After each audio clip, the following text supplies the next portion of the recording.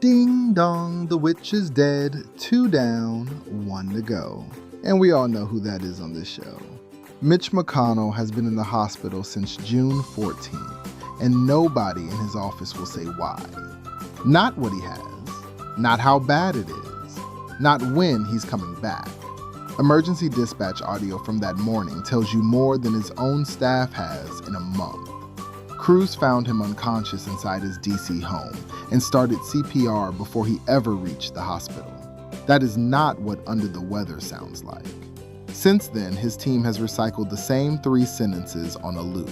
He's recovering. He's improving. He's working closely with staff. Kentucky's governor sent him a letter this week demanding real answers about his condition. A Republican congressman went on record saying he genuinely doesn't know if McConnell is still alive. Bashir wouldn't even get to name a replacement if it came to that. Kentucky Republicans passed a law in 2024 stripping that power from a Democratic governor. If McConnell's seat opens up, voters decide, not him. His office's response to all of it was the same 3 sentences again. While McConnell was in that hospital bed, his wife was on the other side of the planet. Elaine Chao left for a long-planned trip to China on June 12th, 2 days before her husband was found unconscious. She did not cut the trip short. 3 days after paramedics gave her husband CPR, Chao was photographed in Beijing, meeting with China's Vice President Han Zhang. The meeting was publicized by Chinese state media before McConnell's own office said a word about his condition.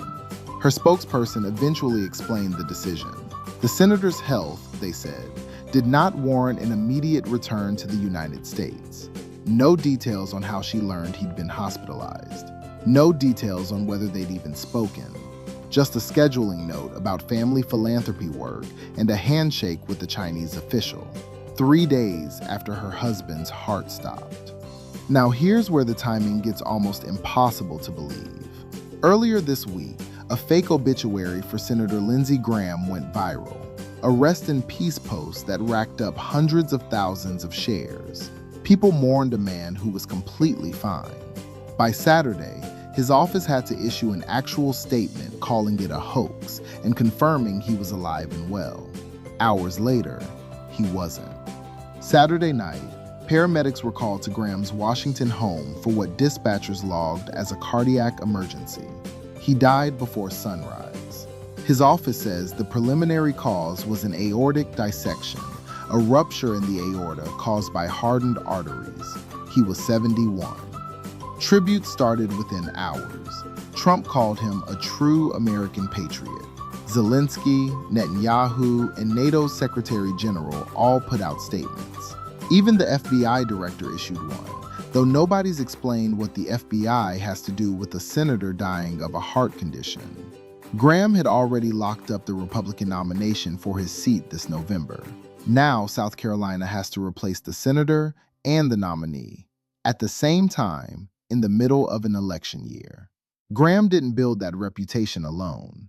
For years, he ran with 2 other senators everyone called the Three Amigos, a bipartisan trio famous for one thing: they were hawks. All 3 pushed for military force in Iraq, Iran, wherever they saw a threat. And all 3 traveled the world together making that case. One of the Amigos was John McCain, gone since 2018. The other was Joe Lieberman, Al Gore's running mate in the 2000 election. Later an independent senator from Connecticut, gone since 2024. With Graham's death, the entire trio that spent 2 decades pushing America toward war is now gone. And let's be real about both of them, because before all this, they spent years kissing Trump's ass on everything. Graham called Trump a race-baiting, xenophobic, religious bigot in 2015. 2 years later, he was Trump's golfing buddy, defending him on Fox and calling that same rhetoric not racist at all. McConnell voted to acquit Trump after January 6th, then walked straight to the Senate floor and said Trump was practically and morally responsible for the whole thing. He said it, then let him walk anyway. So here's where the 2 of them actually stand tonight. One senator is confirmed dead less than 24 hours after his own death hoax got shut down. The other is alive, according to a statement his staff has now repeated for a month, hospitalized for almost that entire time with no diagnosis ever made public. His colleagues say they've spoken to him by phone. His wife found out he was unconscious and kept her schedule in Beijing. Is he actually getting better, or is somebody managing a very long goodbye? Hurry up, please. I need to go play with my toes. Please like and subscribe.